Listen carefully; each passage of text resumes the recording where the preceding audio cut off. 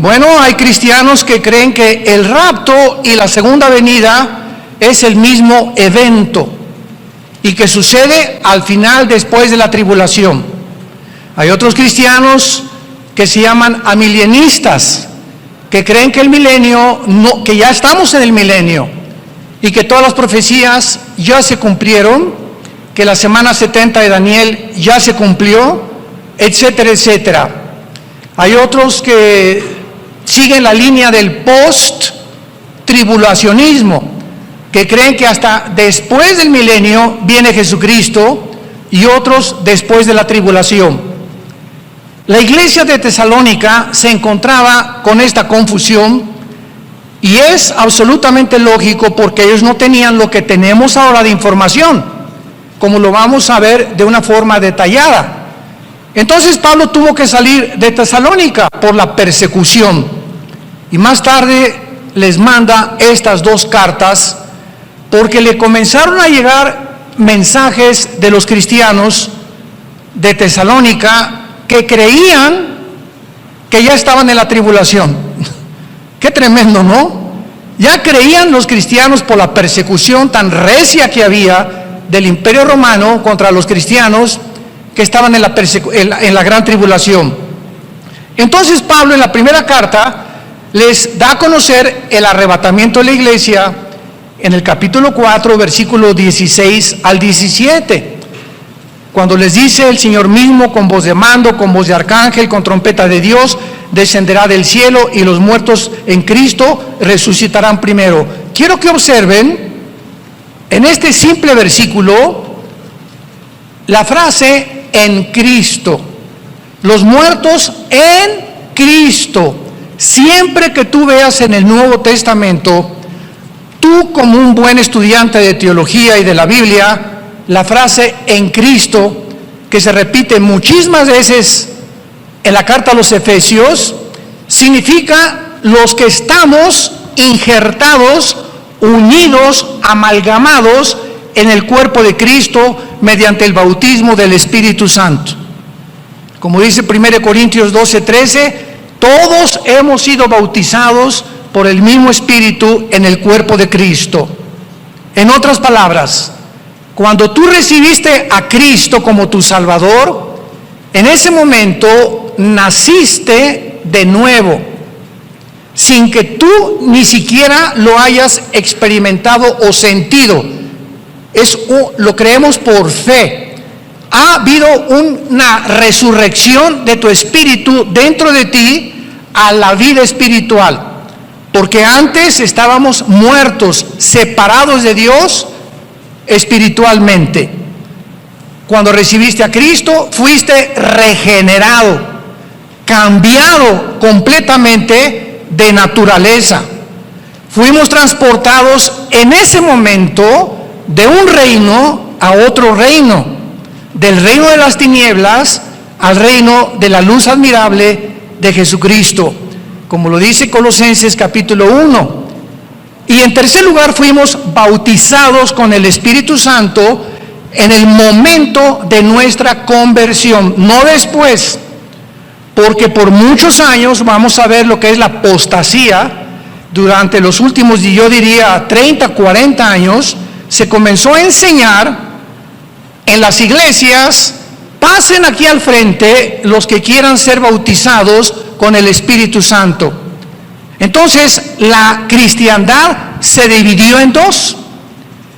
En otras palabras, se estaba dando a entender que hay cristianos que son cristianos, pero había otros cristianos que les faltaba algo. Eres cristiano, pero te falta una experiencia que necesitas tener, que es el bautismo del Espíritu Santo.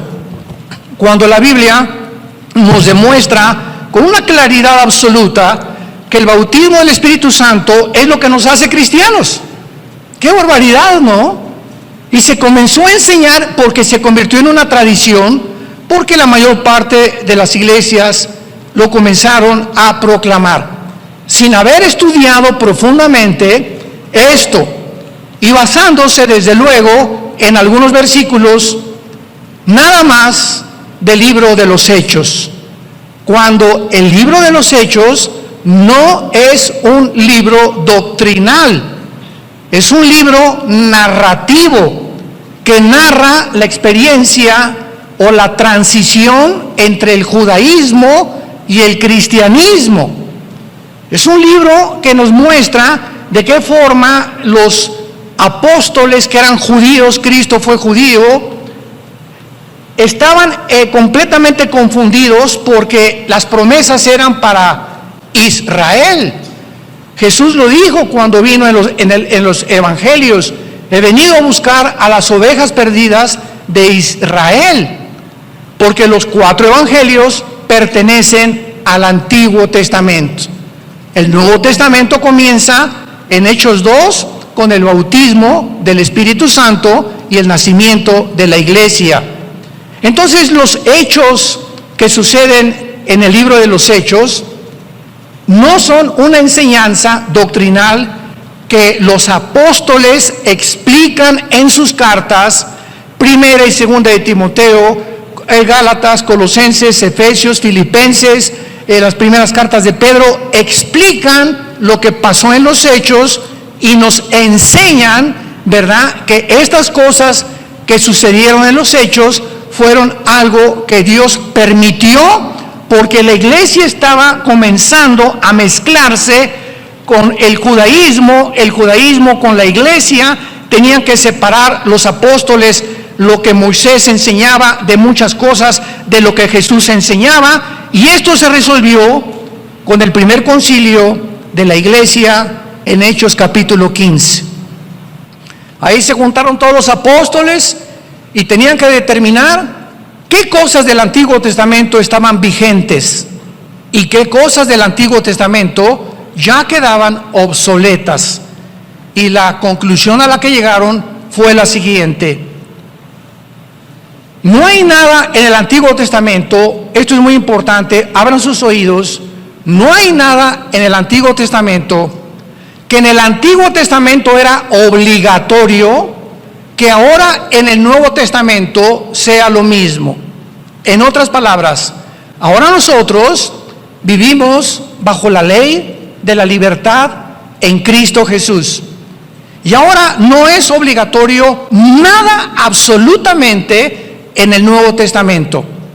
Un ejemplo: en el Antiguo Testamento el diezmo era obligatorio, lo tenían que dar a fuerza. Y cuando pasamos al Nuevo Testamento, 2 de Corintios capítulo 9, cada quien dé como propuso en su corazón, no a fuerza, no por obligación. Si no te nace del corazón darle a Dios, y si en el Antiguo Testamento fue el diezmo, con toda la lógica del mundo, bajo el Nuevo Testamento, con mejores promesas, mejor pacto, un Salvador que vino al mundo y ya pagó por el pecado, ¿cómo voy a seguir bajo la ley dando solamente el 10%? Ahora es el 15, el 20, el 30, el 40, el 50, como tu corazón lo diga. Y mientras más salud espiritual tengas, más darás, porque lo das con alegría. Ya no lo das porque tengo que dar esto y ahí va. Mejor no des nada. Hay otros que siquiera, y esto es verdad, hay muchas personas que han dado su diezmo, ¿verdad?, basados en el Antiguo Testamento, y al mes regresan y quieren que se los regrese. ¿Se imaginan ustedes qué corazón tan perverso puede haber en medio del pueblo de Dios? Entonces, qué importante es que ahora todo es voluntario. Ahora las fiestas de Israel, los tabernáculos, el Sukkot que celebramos, no es obligatorio, es para representar lo que Cristo hacía en medio del pueblo de Dios. Entonces, si no entendemos esto, vivimos bajo la ley. Dice en Colosenses capítulo 2, ya nadie te juzgue si guardas el sábado o no guardas el sábado, o el domingo, o el lunes, o días de fiesta. Todas estas cosas pertenecieron al Antiguo Testamento. Ahora, como una persona un día me dijo, ¿por qué no guarda usted el sábado? y le dije, ¿qué nada más tú guardas el sábado? Te gano, yo guardo el sábado, el domingo, el lunes, el martes, el miércoles, el jueves y el viernes. Ya no supo qué contestarme esta persona. Y le dije, ahora todos los días son santos. Ya no hay un día específico, y además los apóstoles se reunían el primer día, que es el domingo. El Shabbat se los dio Dios a Israel. El cuerpo y la entidad de Cristo es otra entidad completamente diferente. Entonces ahora, si tú trabajas el domingo, pues es tu día de trabajo, pero el lunes en tu trabajo, en tu hotel o en la compañía que tú trabajas, te dan el martes, ese es tu día de descanso. Y por eso no puedes venir a la iglesia, porque el domingo tienes que trabajar y llevar el sustento a tu familia. Y Dios no te juzga, porque no es obligatorio. Nos reunimos simplemente porque el domingo se determinó, bajo el calendario gregoriano en el que estamos, de que el domingo es el día de descanso. Pero ya no hay un día especial, ya no hay Semana Santa tampoco. Oye, que el viernes no como carne, como pescado porque es Viernes Santo. Y es Cuaresma. ¿De qué estás hablando? ¿Qué es eso de la Cuaresma? Eso pertenecía al Antiguo Testamento. Eso es de la religión apostólica romana. Esto no es de la Biblia. El cristiano come carne si quiere todos los días, para que te pongas como una vaca si quieres. O pescado, de acuerdo a tu salud. Pero ahora todas las semanas son santas, todos los días son santos, todos los años son santos para el cristiano. ¿Me van siguiendo?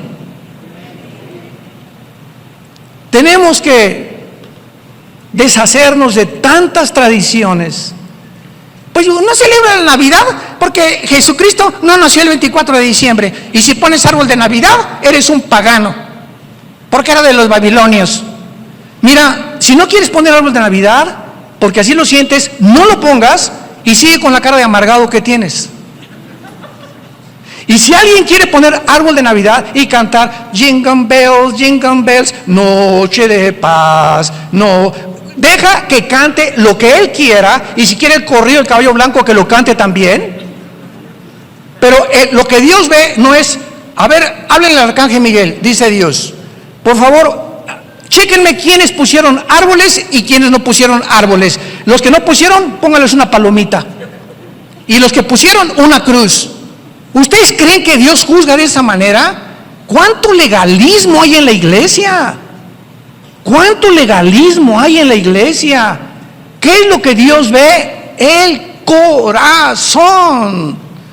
El gozo y la paz que tengas en el Espíritu Santo. El reino de Dios no consiste en comida, en bebida, qué comes, qué bebes. Es el gozo y la paz que tú tengas en tu relación diaria con Jesucristo, lo que Dios ama y lo que Dios busca de nosotros.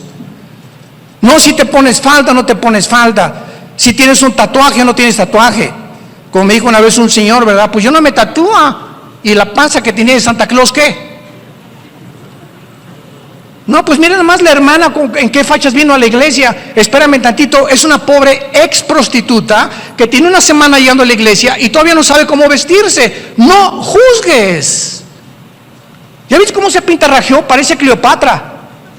Y tú no sabes las razones que se encuentran detrás de esa persona, que a lo mejor tiene 2 semanas y no ha aprendido cómo poder vestirse, cómo maquillarse de acuerdo a la cultura que ya Cristo quiere que nosotros tengamos.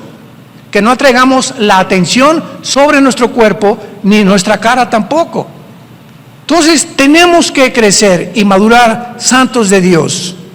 Tenemos que entender qué es lo que Dios ama, qué es lo que Dios busca, qué es lo importante ante sus ojos, y dejarnos ya de tantas tonterías que ya, por el amor de Dios, si tienes 5 o 10 años en Cristo, tienes que crecer y madurar. Muy bien.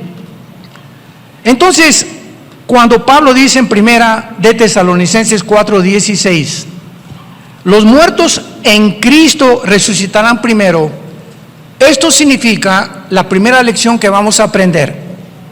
En el rapto de la iglesia, o en el arrebatamiento de la iglesia, como le quieras llamar, los únicos que van a resucitar son desde Pentecostés hasta nuestros días. Todos los que estamos en Cristo, en el cuerpo de Cristo. antes de Cristo, Israel no estaba en el cuerpo del Hijo de Dios. Dice Efesios capítulo 2, que ahora Dios ha unido Israel y la iglesia, y ya no hay griego, judío, italiano, mexicano. Ahora se formó un nuevo hombre. Este nuevo hombre, este nuevo cuerpo no existía antes de la cruz.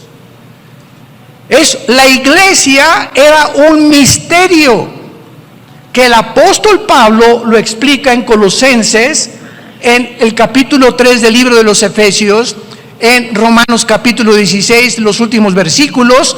La iglesia era un secreto escondido antes de la cruz, que nadie sabía que se iba a formar un cuerpo en la persona del Hijo de Dios. Cristo en el Antiguo Testamento era conocido como el ángel de Jehová, no como un ángel artículo indeterminado, sino como el ángel de Jehová. Entonces la iglesia es la que se va en el rapto. Muy bien, ¿qué pasará con los que murieron desde Adán hasta Pentecostés? O sea, antes de Pentecostés hasta Adán hubo millones, ¿verdad?, de santos justificados por la fe, como Abraham, etcétera, etcétera. ¿Cuándo resucitarán ellos? Ellos resucitarán de acuerdo a Daniel 12, del 1 al 3, después de la tribulación, en la segunda venida de Jesucristo. Y observamos entonces que las resurrecciones tienen un orden. Hay un orden. Dios hizo un orden en el universo. Dios es el Dios de orden. Dios no quiere que nada haya fuera de la armonía. Una gran sinfónica, imaginémonos un saxofón fuera de tono. En una alabanza, una guitarra fuera de tono. En un coro, un hombre con una voz, con una tesitura que no le queda a una muchacha, que no le queda, cantando en otra tesitura, desentona absolutamente toda la alabanza, toda la sinfonía. Todo es un orden. Imagínate tu cuerpo. Nuestro cuerpo funciona si hay orden entre mi estómago, mi hígado, mi páncreas, mis pulmones y mi mente. Y si en mi mente no tengo paz, y si en mi mente no tengo estabilidad, si no hay una tranquilidad en mi alma, mi cuerpo no puede estar sano.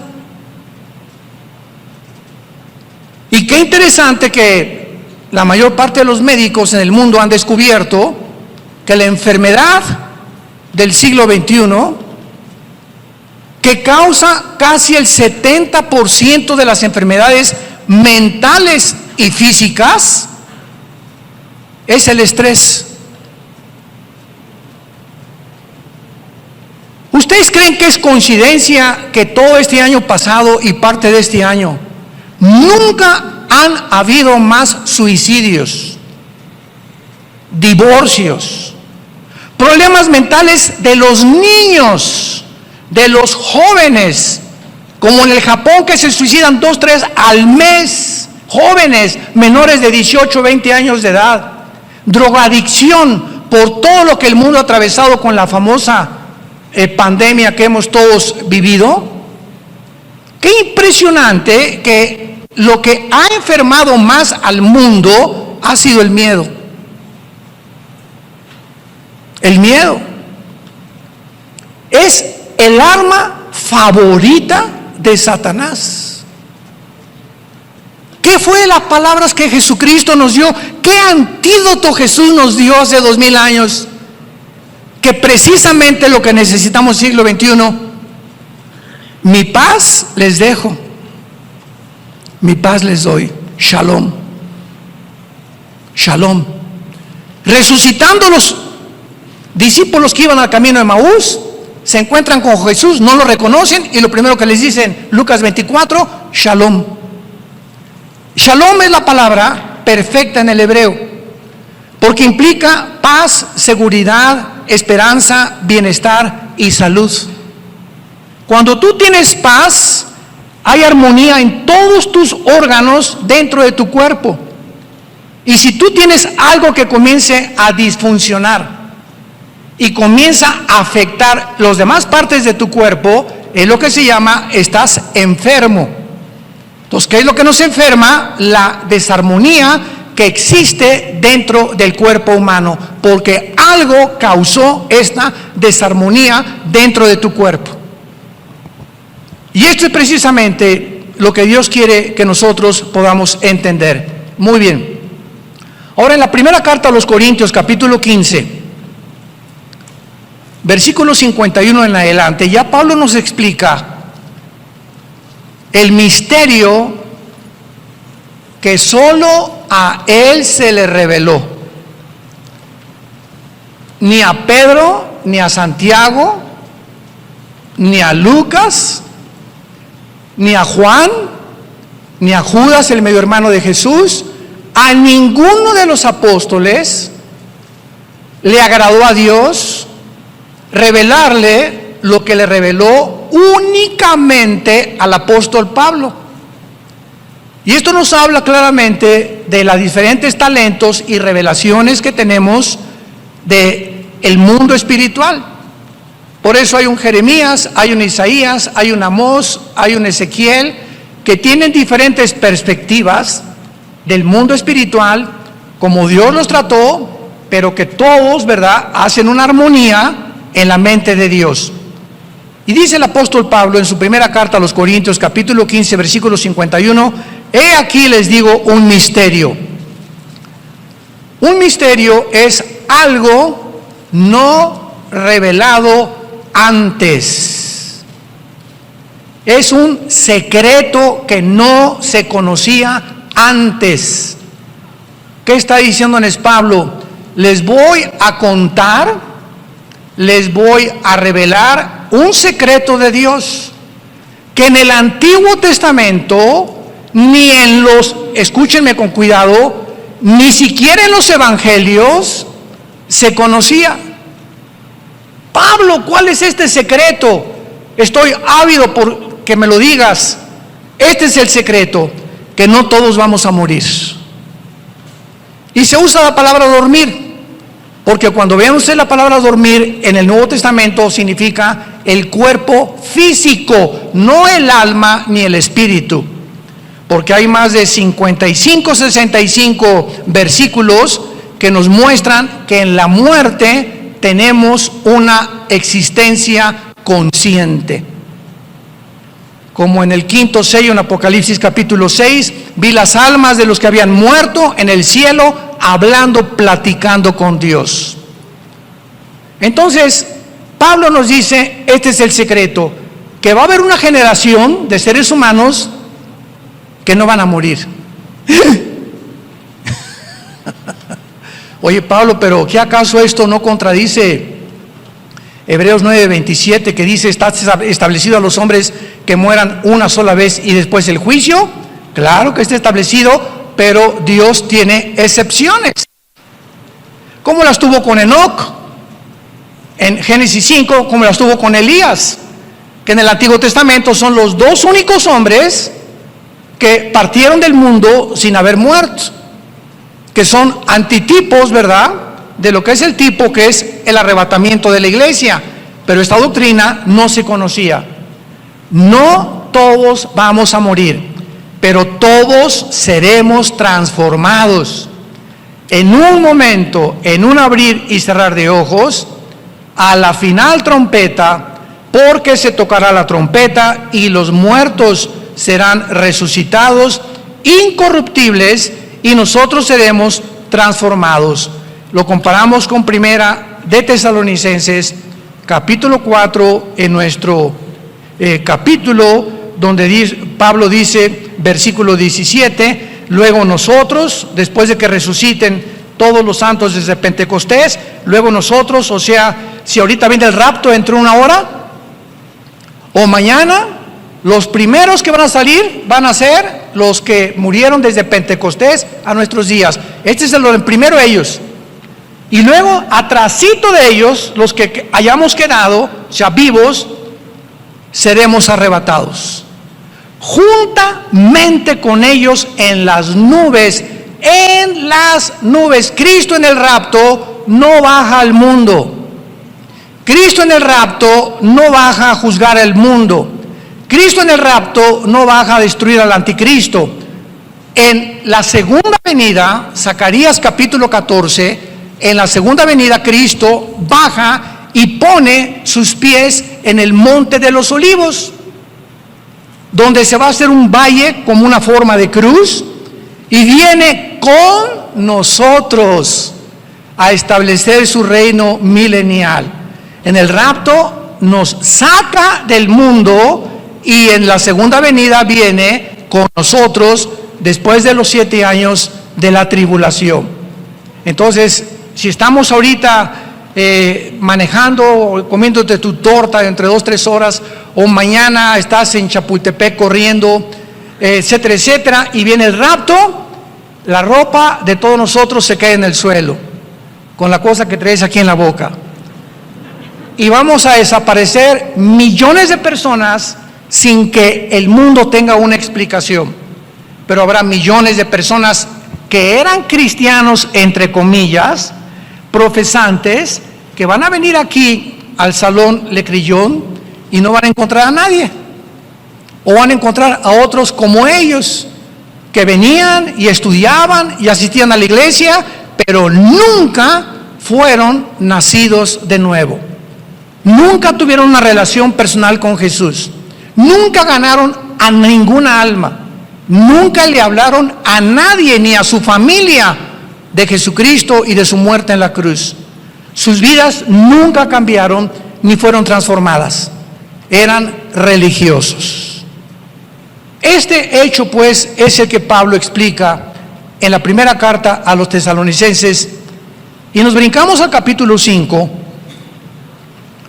de la primera carta a los tesalonicenses, y vean ahora cómo el orden de Pablo es lógico y de qué manera tan profunda nos revela el Espíritu Santo los acontecimientos o los eventos de acuerdo al calendario de Dios. Pero acerca de los tiempos y de las ocasiones, no tienen necesidad, hermanos, les está hablando a los cristianos, hermanos, de que yo les escriba. Porque ustedes, ¿quiénes son ustedes? Los cristianos. Ustedes saben perfectamente que el día del Señor vendrá como ladrón en la noche. Pablo introduce una frase que se repite 4 veces en todo el Nuevo Testamento y se llama el día del Señor. El día del Señor, apúntalo, siempre tanto en el Antiguo Testamento como en el Nuevo Testamento se refiere a los 7 años de la tribulación. Veamos rápidamente estas veces que se repite el día del Señor. Por ejemplo, en 2 de Pedro, capítulo 3, versículo 10. Pero el día del Señor vendrá como ladrón en la noche, en el cual los cielos pasarán con gran estruendo, los elementos ardiendo serán deshechos, y la tierra y las obras que en ella hay serán quemadas. ¿De qué está hablando el apóstol Pedro? Del final de la tribulación, cuando todo sea quemado para que podamos entrar a reinar en este mundo. Brincamos a Apocalipsis capítulo 1, versículo 10.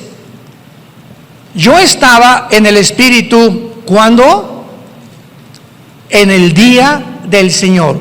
Muchos creen que aquí Juan está diciendo, yo estaba el domingo, en el día del Señor. Cuando Juan dice, yo estaba en el Espíritu en el día del Señor, él está diciendo, lo que les voy a revelar ahorita, que es todo el Apocalipsis, me fue dado por el Espíritu Santo, y yo me encontraba en el tiempo de la tribulación, que es lo que habla todo el Apocalipsis. El Apocalipsis, después del capítulo 4, que la iglesia ya no vuelve a aparecer, menciona 21 juicios, 7 de sellos, 7 de las trompetas y 7 de las copas. 7 por 3, 21. 21 juicios que caerán sobre el mundo de parte de Dios. Y Dios no nos ha puesto, lo vamos a ver después, para la ira. No nos ha puesto para que estemos esperando al anticristo. Nos ha puesto para que seamos consolados esta mañana y sepamos que ya no tarda venir por nosotros. Muy bien. Regresamos a Primera de Tesalonicenses 5 y vemos ya a qué se refiere Pablo cuando dice: ustedes saben perfectamente que el día del Señor vendrá como ladrón en la noche, que cuando digan paz y seguridad, vendrá sobre ellos. ¿Quiénes son ellos? Los que no son cristianos. Ya no está hablando de los cristianos. Vean los verbos. Primero nos habla a nosotros, ustedes hermanos cristianos, pero vendrá sobre ellos, sobre otra clase de seres humanos. Ya no está hablando de la iglesia. Vendrá sobre ellos destrucción repentina. ¿Qué significa que cuando digan paz y seguridad? Precisamente la tribulación comienza cuando el anticristo, como lo vamos a ver en la segunda carta, confirme un pacto por 7 años con los judíos. Daniel 9, 27. Y él va a decir paz al mundo, y los judíos, confiados en que les va a permitir reconstruir el templo, que ya casi llega este momento. Entonces, a los 3 años y medio, a la mitad de la tribulación, el anticristo los traicionará y vendrá destrucción repentina. Entonces, Pablo está diciendo lo que dijo Daniel y lo que el mismo Señor Jesucristo dijo en Mateo 24, versículo 15. Cuando vean la abominación desoladora que habló el profeta Daniel, huyan, escápense de Judá, porque vendrá tribulación como nunca la ha habido antes en el mundo. Vemos que cuando juntamos todas las piezas del rompecabezas y versículo con versículo y unimos varios libros, podemos trazar la palabra de Dios, trazándola como el Espíritu Santo quiere que la tracemos. ¿Qué cosas son las sectas? Son grupos que sacan un versículo u otro pasaje sin tomar en consideración las demás partes de la Biblia y forman doctrinas falsas, como la del sábado, ¿verdad? Hay cristianos legalistas sabáticos, como los mormones que te dicen que somos dioses todos y que Cristo no fue Dios, como los testigos de Jehová que no creen en el infierno, y así cada secta usa un versículo y te lo pone así en la cara, y cuando tú conoces la Biblia les enseñas y les dices lo que le dijo Satanás, lo que le dijo Cristo a Satanás en Mateo 4 del 1 al 10. Llega Satanás y le dice: está escrito, vean ustedes al diablo, oye Jesús, está escrito, aquí están los salmos, que dice en los salmos: a sus ángeles mandará para que cuando te avientes del templo no te vayas a morir, o tu pie no tropiece en piedra. Y Cristo le contesta: pero también está escrito. O sea, no me la cites fuera de contexto, porque fuera de contexto es un pretexto. Entonces, esta es la razón por la cual hay tanta gente que cita versículos de la Biblia, pero fuera del contexto. Y es cuando se hacen herejías. Por eso se nos manda a ser diligentes, apasionados por la verdad, para que tracemos bien la palabra de verdad, que es la palabra de Dios. Y dice Pablo entonces, cuando digan paz y seguridad, vendrá destrucción. Versículo 24: mas vosotros, hermanos. Otra vez Pablo vuelve a hacer una grande diferencia entre ellos, los que serán destruidos en el día del Señor, pero ustedes, hermanos, qué importante es esto, ustedes no están en tinieblas para que aquel día los sorprenda como ladrón. O sea, ustedes no tienen por qué estar espantados por el día del Señor, porque somos hijos de la luz. Versículo 8, somos del día, seamos sobrios. Versículo 9, y aquí Pablo ya lo explica, más claro no puede estar. Dios no nos ha puesto para la ira. ¿De qué ira está hablando Pablo? De el día del Señor, donde vendrá destrucción repentina. Dios no nos ha puesto para que atravesemos ese día, sino para alcanzar salvación por medio de nuestro Señor Jesucristo. Antes de pasar a la segunda carta, aclaro lo siguiente. ¿Por qué dice Pablo para alcanzar salvación? ¿Qué acaso no la tenemos ya? Son muy buenas preguntas, ¿eh? Un buen estudiante de la Biblia está escudriñando, ¿y por qué esto? ¿Y por qué aquello? Y hay 1000 preguntas que hacerle a Dios para alcanzar salvación. Una vez una estudiante me dijo que entonces no tenemos la salvación y la podemos perder, y hasta el final podemos saber si fuimos salvos, y le expliqué, apúntalo, la salvación en la Biblia tiene 3 tiempos. La salvación tiene 3 tiempos: pasado, presente y futuro. Pasado, ya fuimos salvados del castigo del pecado. Ya fuimos salvados del castigo del pecado. Esto se llama la justificación. Y puedes apuntar ahí Romanos 8:1. Ningún juicio hay para nosotros ya. Ya Cristo pagó por nosotros en la cruz y ya tenemos una salvación garantizada eternamente. Ese es el pasado. Presente, estamos siendo salvados de la presencia del pecado. Esto se llama la santificación. Estamos siendo salvados de la presencia del pecado en la medida en que más nos entregamos al Espíritu Santo. Y futuro, seremos salvados de la presencia del pecado en la glorificación.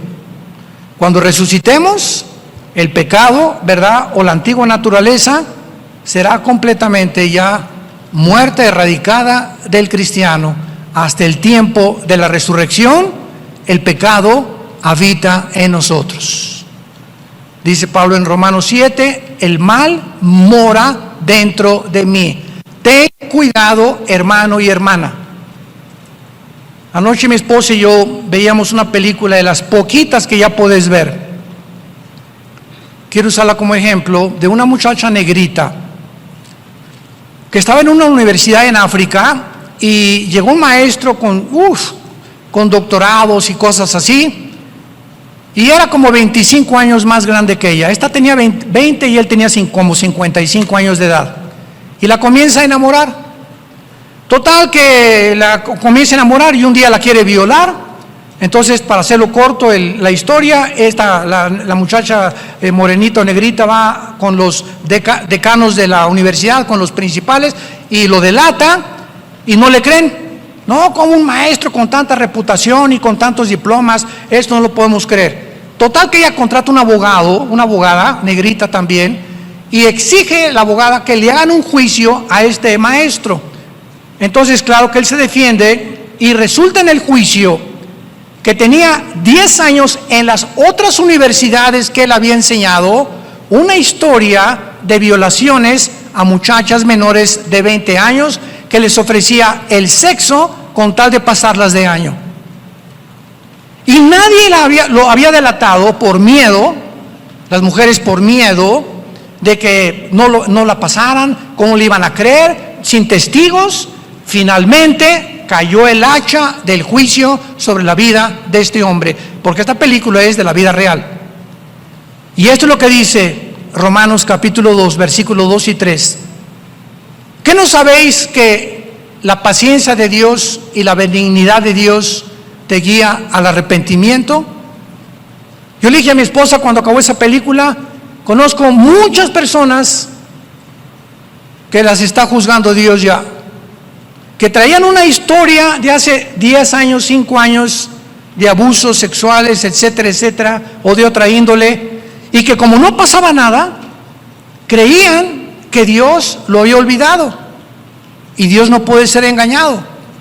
Muchos de ustedes que me escuchan o a través de los medios de masivos, tal vez tengas una vida en la que tú crees, o pecados escondidos, que los sigues cometiendo, y como no te ha pasado nada, crees que ya Dios no ve. Y quiero decirte algo, tarde o temprano, cae el hacha sobre el árbol. Y todo árbol que no da fruto, Mateo capítulo 3, será cortado. Y Dios está usando esta época que estamos viviendo para meter el hacha y cortar vidas de organizaciones y de personas que Dios les había hablado anteriormente y que se burlaron de Él. Finalmente, tus pecados te alcanzarán, dice la Biblia.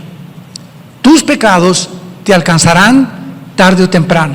Tú puedes ir caminando en la vida y ahí tienes tus pecados, robaste, violaste o lo que hiciste, no pasa nada, 1 año, 2 años, 3 años, 4 años, acuérdate, te van a alcanzar tal vez al 4.º año o al 15 años.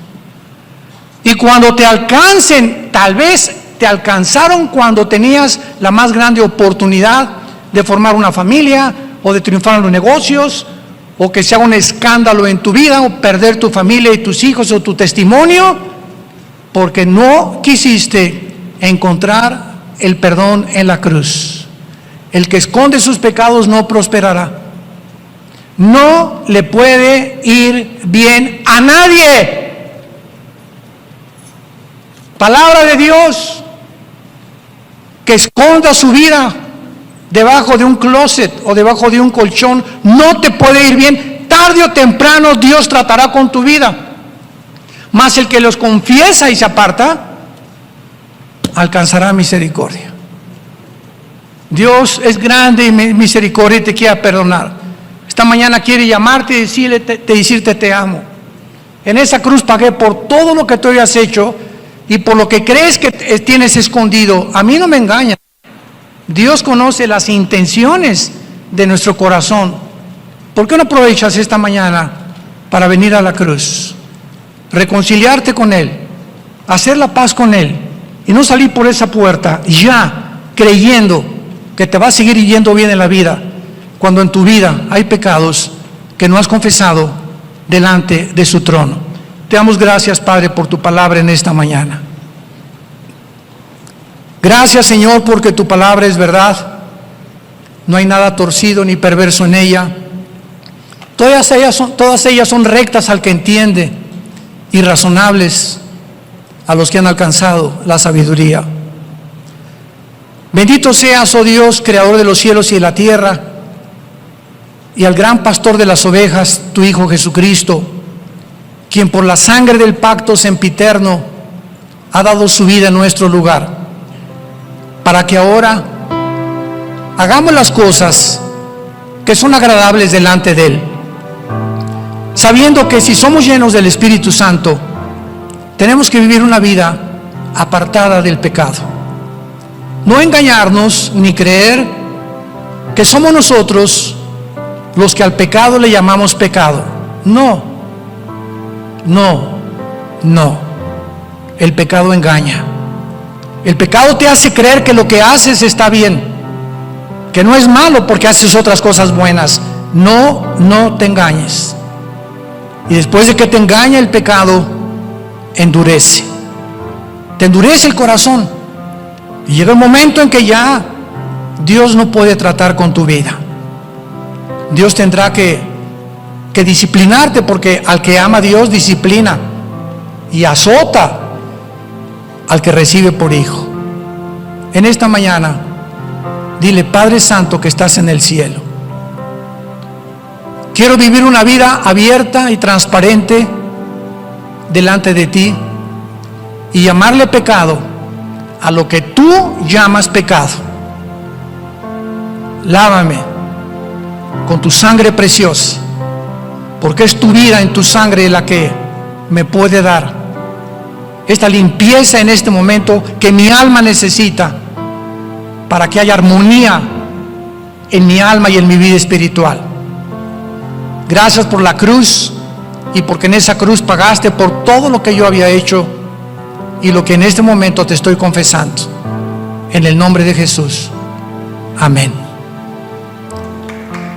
Gracias a Dios por esta palabra, ¿verdad? Gracias a Dios.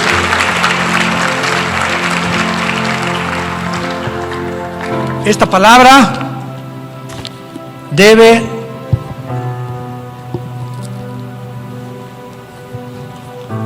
estar dentro de tu corazón. Día y noche, día y noche, día y noche meditarás en este libro de la ley. Cuando tú hagas eso, Josué, entonces todo lo que haces va a prosperar.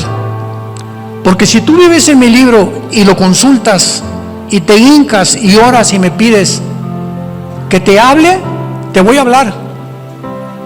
Y te voy a evitar problemas que pudiste haber evitado en tu vida si me hubieras consultado. Vas a evitar cosas que ahora te tienes que arrepentir, porque me hiciste a un lado, me desechaste de tu vida. Pero el diablo, esto es lo que él quiere. Cuando el diablo haga esto en tu vida y saca de ti la palabra de Dios, y en lugar de la Biblia oigas a tu amigo, a tu amiga, a tu comadre, al brujo, a los astrólogos, a las opiniones del mundo, es cuando te sales y cuando te das cuenta.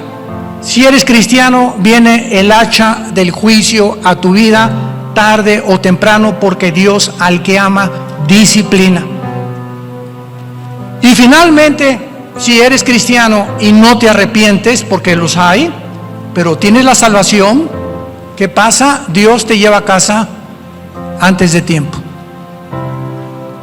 Se llama el pecado de muerte en 1 Juan 5, Santiago capítulo 5. El pecado de muerte es el pecado que un cristiano, siendo salvo, no se ha arrepentido, ni se quiere arrepentir, y solo Dios sabe que ya no te vas a arrepentir. Está tan duro tu corazón, y antes de que por tu vida el evangelio sea blasfemado, Dios te lleva a casa antes de tiempo. Tenemos la oportunidad de vivir una vida en abundancia, una vida de santidad, una vida de testimonio, y más en los días en los que los caballos del Apocalipsis ya se escuchan en el cielo y el novio ya está en la puerta tocándonos. Vengo por ti. Prepárense, preparémonos para encontrarnos con el Señor. Que tengan mucha paz.